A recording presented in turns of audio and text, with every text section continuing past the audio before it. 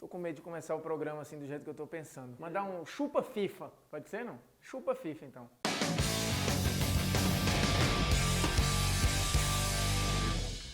Fala moçada, beleza? Polêmicas vazias na área e polêmicas vazias tão oportuno quanto necessário. E sim, pelo que eu falei no começo, você já sabe qual é a posição desses polêmicas vazias número 38. Intercontinental é mundial. E não é uma pergunta, é uma afirmação. O Intercontinental está intimamente ligado à criação da Libertadores no final dos anos 60. E desde que nasceu, o Intercontinental sempre teve o caráter de mundial. E explicarei. E quem fala o contrário é clubista. Pronto, falei. A ideia de criar a Libertadores, ou seja, de criar uma Copa dos Campeões da América do Sul, surgiu ali em 58, óbvio, partindo da Conmebol, que tinha um presidente brasileiro, é bom lembrar. O nome do sujeito era José Ramos de Freitas. Ele idealizou o esboço do que depois viria a ser oficializado como a Taça Libertadores da América. Em 1960, o presidente da CBD, João Avelange, que depois seria o presidente da FIFA, endossou, bancou a criação e anunciou o surgimento da Copa dos Campeões da América do Sul, que depois mudaria para a Taça Libertadores. Assim que nasceu uma, logo depois nasceu a outra, o torneio Intercontinental, a Copa Intercontinental, que veio da onde? Vou explicar. Enquanto não existia ainda a Copa dos Campeões da América do Sul, ou seja, não existia a Libertadores, já existia a Copa dos Campeões da Europa, hoje Liga dos Campeões. E o Real Madrid era dominante, era campeão das últimas 5 edições.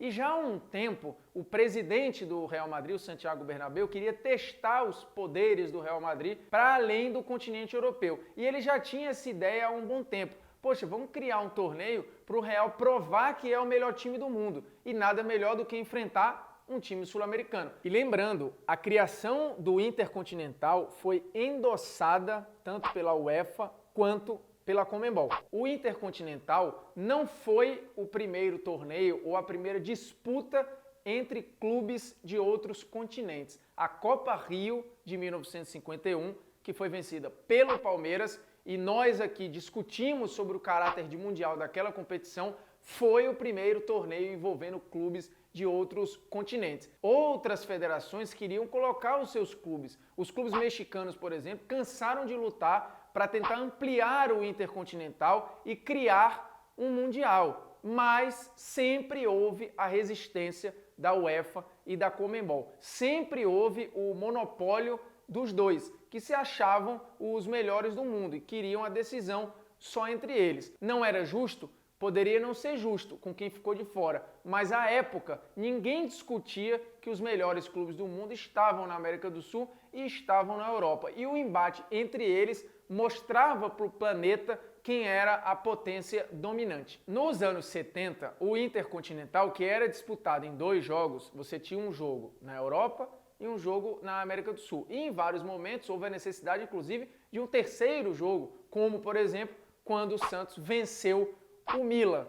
Mas, em 1970, nos anos 70, a organização começou a ficar um pouco falha e os clubes europeus começaram a abrir mão da disputa do torneio. Algumas edições, inclusive, não aconteceram. Ou seja, nos anos 70, você tem várias lacunas de intercontinentais sem um campeão. Para não acabar o conceito, a Federação Japonesa acabou tomando a organização, já que a federação tinha por trás o forte patrocínio da Toyota. E aí muda-se radicalmente a organização, a logística e o tamanho do Intercontinental, que passou a ser disputado em um jogo só. E monitorados por UEFA e Conmebol. Você vai olhar lá nas plaquinhas de publicidade, você vai lá que tem Hosted by FIFA, UEFA e Conmebol. Isso quer dizer, numa tradução livre, que o evento ele era hospedado ou amparado pela FIFA, pela UEFA e pela Conmebol. Não quer dizer que as 3 entidades organizavam o torneio. Não, mas elas sabiam muito bem que o torneio acontecia. E vamos ao ponto que é mais importante, que é o ponto do significado, da representatividade, do que o Intercontinental servia. E aí é algo que eu também já falei aqui quando a gente discutiu sobre a unificação dos títulos nacionais. Eu usei até um conceito de sociologia de um cara chamado Max Weber. Chique, né? Ele usa um negócio chamado sociologia compreensiva. É um nome difícil, mas fundamental para a gente entender o que a gente está discutindo aqui. Você tem que olhar para o passado com a cabeça do passado, não com a cabeça do presente, senão a coisa vai se embananar. Portanto, você precisa contextualizar o passado. E aí entram alguns pontos para você analisar qualquer coisa nessa visão de sociologia. Representatividade, finalidade e outra questão é reconhecimento. Tudo isso o Intercontinental tinha como mundial. Basta você ver, por exemplo, como é que o Daily Mirror tratou a prévia do jogo entre Manchester e Estudiantes. Tá aqui, ó, torneio mundial de clubes. Não tô mentindo. Tá aqui, ó. O El Diário do Uruguai, em 1960, quando ele noticiou a criação da Libertadores, tá aqui uma notinha discreta, mas importantíssima, explicando inclusive que a equipe campeã desse novo torneio, a Libertadores, jogará contra o campeão europeu. Por quê? Pelo título mundial. Todas essas imagens, por sinal, estão num levantamento muito legal de um blog chamado projetointercontinental.blogspot.com.br. Tem o blog e tem a fanpage. Infelizmente, não tem o nome do autor, mas é o estudo talvez mais completo que você vai encontrar na internet sobre Intercontinental. E vai lhe convencer, como eu espero que este vídeo também faça. A Folha de São Paulo de 63 tratou como o Santos, que ganhou do Milan, bicampeão do mundo. E o 0 Hora, em 83? Olha aqui a manchete. Grêmio campeão do mundo. E se você olhar sites de outros clubes, eles deixam muito claro que consideram o Intercontinental mundial. Você vai a alguns clubes alemães, clubes italianos, clubes holandeses, é claro lá que o Intercontinental para eles tem peso de mundial. Portanto, você não pode jogar no lixo uma história de 44 anos. Durante 44 anos, entre 60 e 2004, o mundo olhou para o Intercontinental como o embate entre as duas melhores escolas, entre os dois melhores times de cada continente. E se os melhores times de cada continente estão se enfrentando e sai um campeão, o símbolo daquilo era o melhor time do mundo. Isso não vai ser apagado agora, porque um presidente da FIFA diz que considera oficial só os títulos que ela, FIFA, organiza. Eu entendo que a FIFA, em termos de negócio e de marca, diga que os campeões mundiais da FIFA eles são apenas o Corinthians de 2000 e todos aqueles de 2005 para cá. Ok, esse era o torneio que oficialmente ela organizou, mas a FIFA nunca negou a existência do Intercontinental. Pelo contrário, o Blatter inclusive chegou a cravar o Palmeiras como campeão mundial em 51 e todos os outros campeões intercontinentais. Aí virou um problema político e ele teve que tirar o pé. Mas a FIFA já falou dos campeões intercontinentais como campeões mundiais. Duvida? Tem uma matéria de 1º de dezembro de 2005 no site da FIFA falando sobre a prévia do seu Mundial, que voltava a ser organizado depois de 2000, só que com formato diferente. E aí o título da matéria é We Are the Champions. Começa lembrando do Puskás, do Di Stéfano, depois lembra da vitória do Real Madrid sobre o Peñarol diante de 120 mil pessoas, depois fala da vitória do Santos do Pelé diante do Benfica do Eusébio e ainda fala do Zico vencendo o Liverpool em Tóquio.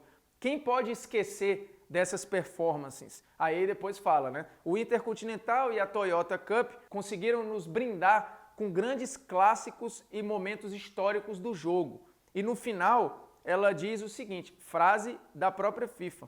Nós apresentamos aqui os 26 clubes que foram nomeados campeões mundiais. É uma matéria falando e relembrando todos os 26 campeões dos torneios intercontinentais. Portanto, a própria FIFA já tratou os campeões intercontinentais como campeões mundiais, assim como todo o planeta considerava. É claro que durante esses 44 anos, se você tivesse clubes de outros continentes, poderia ter dado zebra, como já deu 3 vezes no Mundial da FIFA, que foi decidido por um clube asiático ou por um clube africano contra um europeu. O mais recente, o caso do Kashima. Poderia? Poderia. Só que o se não entra em campo.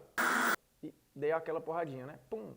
A questão de considerar ou não o Intercontinental Mundial é meramente uma questão clubística. Quem não tem o Intercontinental vai dizer que o Intercontinental não é mundial. E quem tem só os mundiais oficiais da FIFA, esses vão dizer que isso vale mais do que os títulos intercontinentais. Mas sinto lhe informar, muda o nome, muda o troféu, mas nada muda o significado do que foi conquistado à época. E é isso que se deve discutir num debate histórico. E chegou a hora do opiniões que a pessoa não tem o direito de ter.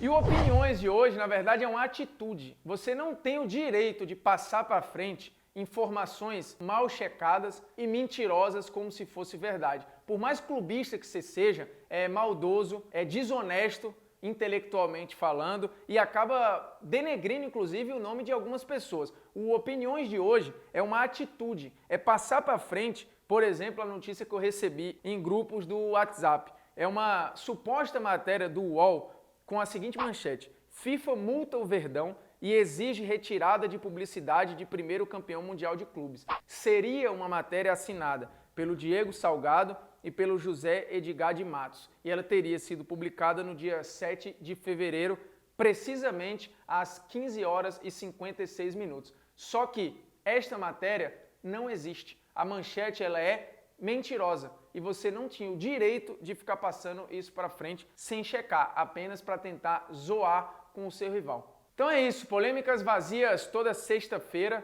no YouTube do Esporte Interativo, e eu já pedi uma vez e vou só reforçar: se você é inscrito, ótimo. Se não é, se inscreve, clica no sininho para receber notificação e o melhor, compartilha, mostre para os seus amigos que por acaso teimam em achar que o Intercontinental não é mundial. Curta e comente, porque é sempre bom esticar o programa lá para baixo, né? Temos um fórum riquíssimo de comentários no nosso Polêmicas Vazias. E semana que vem vamos com uma polêmica muito pedida e que puxa outros assuntos. Messi ou Pelé? É bom que a gente faz um futebol antigo e moderno, versão 2.0.